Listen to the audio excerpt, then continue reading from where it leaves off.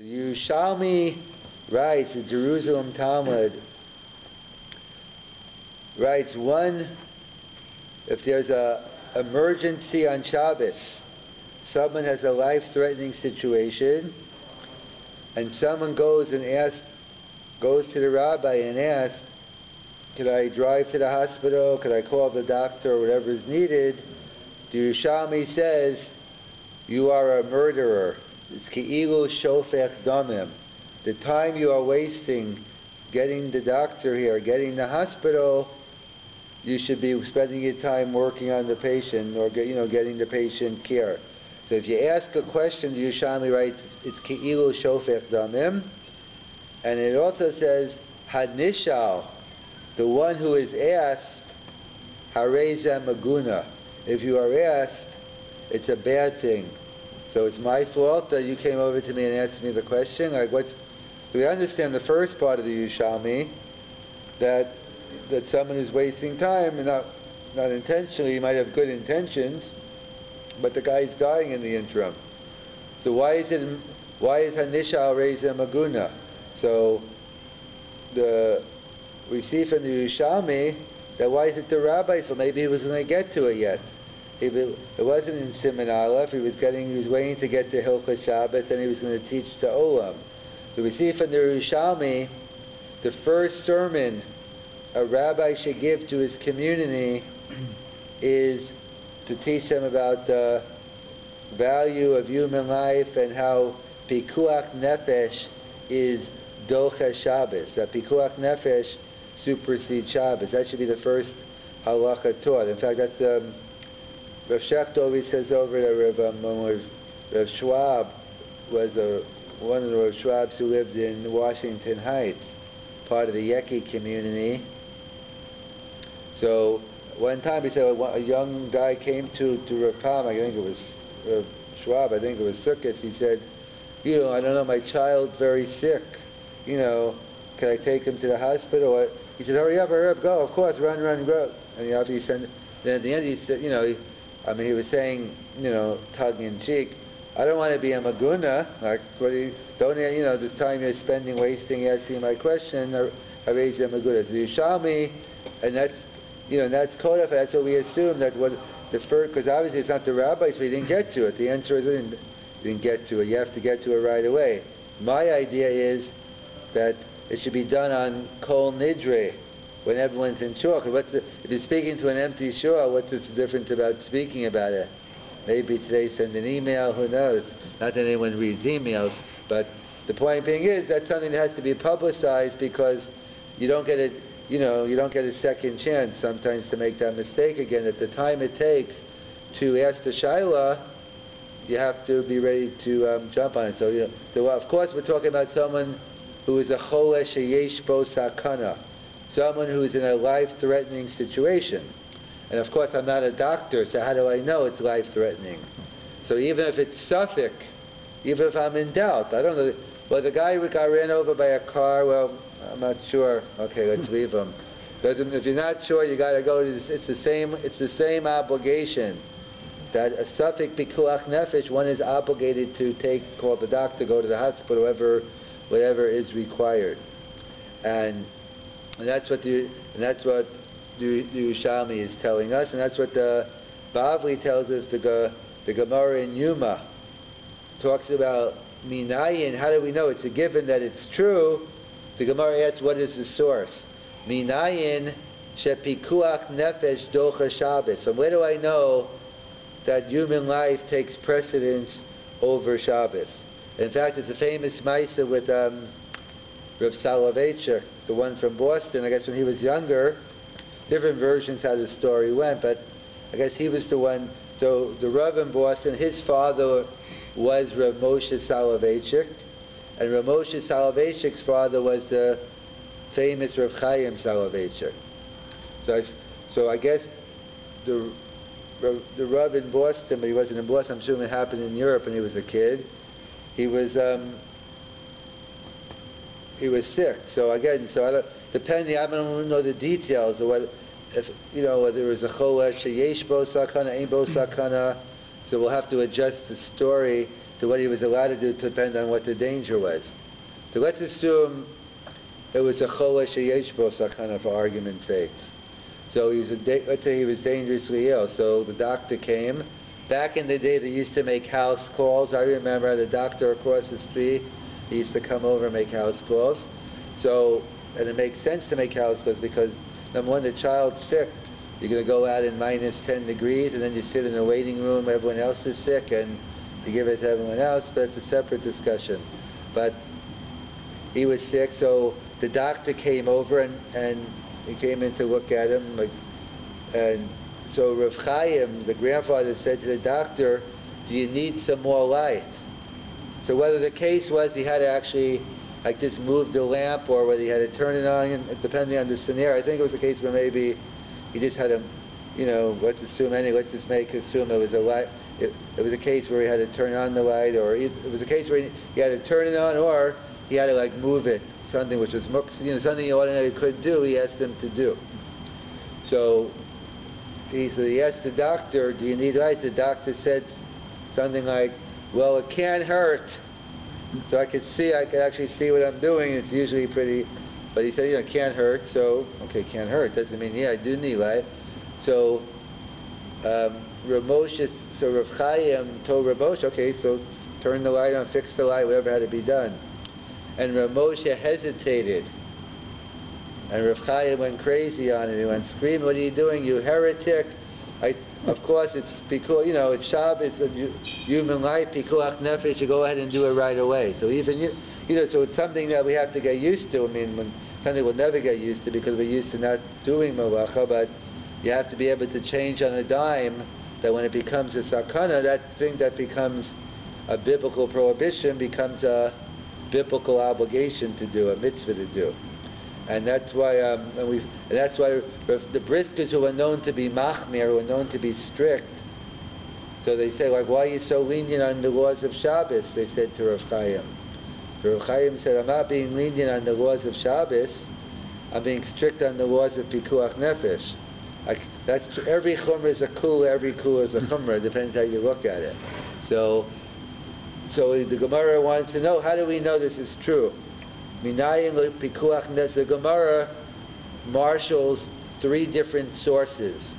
Number one, it quotes the pasuk by Mila, that Mila is Docha Shabbos. Mila you do 365 days a year, or 354 days a year, or 383 days a year, depending on what calendar we're using. You always do a Mila Bismana, even on Shabbos, even on Yom Kippur. So the Gemara says, how do I know Mila is Docha Shabbos? Or not, that's not the question. The question is that his raya is that the fact that we know we do a Mila on Shabbos, so he says, if over one organ of the body we're willing to machal Shabbos for, how much more so to save all the organs, to save a whole body, we are machal. That's one source. Another source, the Gemara quotes a pasuk from last week's parsha, but famously from a Friday night davening, Friday Night Live, Kalbach, singing it, Visha, he's the cantor, Vishamru V'Neisha Shabbos. And so the Gemara says, better to Machalo Shabbos Achas, Kedei Lishmor Shabbos Harbe. Better to desecrate one Shabbos and you can keep many more. That's the Gemara. So we see that if the guy is dying, you let him die. That's it. He's not useful to anyone dead. And in fact, I guess the opposite of insurance companies, that they say, the insurance joke goes that, if you hit someone, make sure you go back and hit him again. I guess because it's a much bigger payout if the person lives than if he's dead. But either way, putting the insurance companies aside, you're not useless to society when you're dead. You can't do any mitzvahs, you can't do any good deeds. So therefore, better to machalo Shabbos achas. So this Shabbos you machalo, you're not really being machalo, you're allowed to, in order you can keep many more. So that's the second source. And the third source is v'chai bahem, the pasuk in Vayikra, Sefer Vayikra, is a bahar v'chukosai around there. V'chai bahem, the Gemara makes a drasha, v'lo yamus bahem. It's a mitzvah. Judaism is religion of life. in contrast to other religions, was a religion of death, and therefore you live. The Torah is a Torah's chayim. It's a way to live, not to die, and therefore all the mitzvahs supersede. Life supersedes everything save the big three, except for someone puts a gun to it and says, worship idols, commit adultery, murder someone, bar the big three, better to machal Shabbos or any other aveira in order to save a life. So the Gemara marshals three sources proving pikuach nefesh is docha Shabbos. Why does the Gemara need three sources? Well, the post can go into, there'll be differences why we do need the three. But the Sitz Eliezer, Rabbi Eliezer Waldenberg, who was nifter, not that long ago, he used to be the rabbi of the big hospital in Eretz Yisrael, Shaarei Tzedek it is. So he was like the posek there. So he writes, why does the Gemara need three sources to tell me that human life, the pikuach nefesh is docha Shabbos? So he says because we have a Gemara, Chazal tell us in many places, one who is machalel Shabbos b'farhesia, one who publicly desecrates the Shabbos, it's ki'ilu, it's not the same, but it's ki'ilu, it's like ki'ilu oved avodah zara. It's like worshipping idols. Why? Because we work 6 days a week. People don't realize it's not just a mitzvah to rest on the seventh day. Part of the mitzvah is you got to work 6 days and rest on the seventh day. So Sheish Yamim, 6 days we work, and the seventh day we rest. So therefore we give testimony that God worked, created the world in 6 days and rested on the seventh. So they point out that since Shabbos is equated to idol worship, and we all know one of the things you give up your life for is idol worship, I might mistakenly think that, okay, well Shabbos is like, if you desecrate Shabbos, it's like worshipping idols. Worshipping idols, I have to give up my life for. Comes along Chazal and say, no. It is similar in different areas, but in terms of the halacha, vis-a-vis giving up your life, one not, in fact it's usher to. It'll be in this chayav b'nafshu, you're not allowed to give up your life. In fact, actually, that's the machlokas Rambam and the Bali Tosas. We know that for the big three, you have a mitzvah of Kiddush Hashem. There's a mitzvah to sanctify God's name. And doesn't mean, let's say you cave and somebody has a gun to your head. It's not easy just to go al Kiddush Hashem, and let's say you worship idols. Doesn't mean you chayev the penalty of worshiping idols because you're an honest. In other words, it was under duress, it wasn't your fault, but you just mavato, you nullify the positive mitzvah of Kiddush Hashem. That's actually a whole discussion in the Rishonim. What exactly is the problem? Is the problem that it's the mitzvah of Kiddush Hashem you're not doing? Or is it the actual Aveira HaChamura? Is the fact that you're not going out Kiddush Hashem? Or is it the fact that you're violating that has to do with the Gemara in Sat Jun, with Esther B'Fahesi, that's a separate discussion. But the point being is that we see that for Avodah Zarah, one has a mitzvah to give up their life. So there's a famous dispute, Rambam and the Bali Tosas, on the other 610. On the three, everyone agrees. What about Shabbos?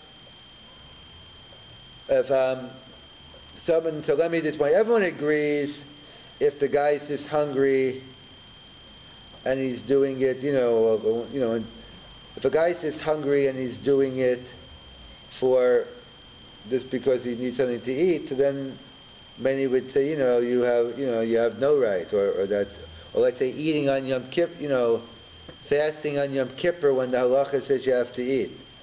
So they point out, but in general the machokas is, according to the Rambam, for the 610 it's suicide. If you say, someone puts a gun to and says, Machal Shabbos, and you won't, so you're committing suicide. Hareza Mischaya Benafsho. And Tosas says, no. You're never obligated to do an Aveira. In other words, by the big three, you have to give up your life. By Shabbos, it's my choice. if I feel I just can't bring myself to Chilul Shabbos and I have a right to give up, again, that's not, as I point out, that's not in the case, so that's a further discussion. There was one of the Bali Tosfos, he was told that, he's sick, and he told him, you have to eat on Yom Kippur. But the case goes, he didn't eat on Yom Kippur and he died. Whatever. So the question is, did he do right or not? He said, I'm not going to eat on Yom Kippur, so obviously Pashas, you did wrong. You have to eat on Yom Kippur in that case. Others explain the reason why he didn't is because eating went to hell. He didn't die from not eating. In other words, he died from whatever sickness that's why he didn't want to eat. Because eating went to hell. But we still assume he still should have eaten, but I'm saying that's the reason they give. So in general, we assume like the Rambam, that it's usher to give up your life if you don't have to, generally, with some exceptions to the rule. So therefore, that's what the Sittel is. The Gemara is coming to. That's what the Gemara is coming to teach me here. That one who, if one has to Machal Shabbos, don't say, well, that's it. I'd rather die than go to the. I'd rather die than the Machal Shabbos. Comes to the Gemara and tells us no, that for medical emergencies, one has an obligation to give up your life, not to give up your life. And in fact, the Gemara gives more reasons another shia why we need all the verses. But just to conclude, tying it into the parsha, that the beginning of Parshas Vayakhel has the juxtaposition between Shabbos and the Mishkan. That it talks about keeping Shabbos, and the next to it goes back to the discussion on the Mishkan. So Chazal tell us a famous principle, that why the Smichos HaParsha is, why is Shabbos near the Mishkan, to tell me, even though Binyan HaMishkan is very important, but it doesn't supersede Shabbos. But you can't build the Mishkan on Shabbos. The beautiful Meshach Chochmah, I'm not going to go into, but I'll just mention it briefly, but why? Because over here it first mentions Shabbos, and then it mentions the Mishkan, so we learn Shabbos comes first. But he says, if you look in Parshas Kisisa, it's the opposite. First the Mishkan comes first, and then Shabbos. So then it should be that the Mishkan is Docha Shabbos. So the Meshach Chochmah says, yeah, you're right. One was Kodem Cheda Ego, one was Acha Cheda Ego. He said, before the Cheda Ego, the Mishkan was Docha Shabbos, because you had the Shechina there all the time. But once they lost the Shechina, so therefore we say Binyan HaMishkan isn't Docha Shabbos, because at least you need the Shabbos. Now if you're not going to have the Shechina, you want to have the Shabbos. So the Meshach Chochmah points out the parents' theory there. But we go with the Chazal that the Binyan HaMishkan is not Docha Shabbos. So there's a beautiful Chasam Sofer. We see building the Mishkan doesn't supersede Shabbos. And as we establish in the Gemara in Yuma, human life, Jewish life, is Docha Shabbos, right? So now the Chasam Sofer connects the dots for us. He says if we put the two together, we come out with an unbelievable thing. That there are three types of Kedushas in Judaism. At least maybe more, but we'll go with three. There's Kedushas HaMakam, sanctity of place. Kedushas HaZman, sanctity of time. And Kedushas HaGuf, inherent Kedusha. Us to say for Torah. So he says in that order. So what is the level? How do I know that Kedushas HaZman beats out Kedushas HaMakam? Because we see what is Kedushas HaMakam? The Beis HaMikdash, the Mishkan, the Beis HaKnesses.